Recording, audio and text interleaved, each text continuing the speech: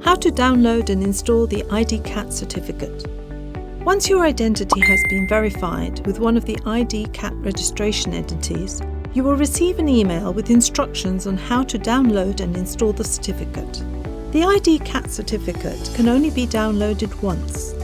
You'll need to remember the personal code that only you will know and the download code that you'll find in the email. Save these codes because you'll need them whenever you want to install the previously downloaded certificate. Click on the download link in the email. Fill in the form and then click Search.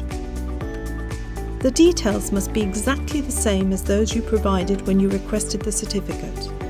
Confirm that all the details are correct. Click Download. Don't close the browser or click the back button until the download is complete. Be patient, because if the download is interrupted, you'll have to request the certificate again. The file will be saved in the Downloads folder of your browser.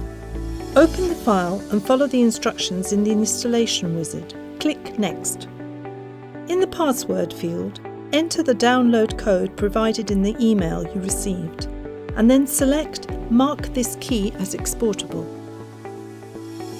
Click Next. Click Finish to complete the installation. Congratulations! You can now start using your idCAT certificate.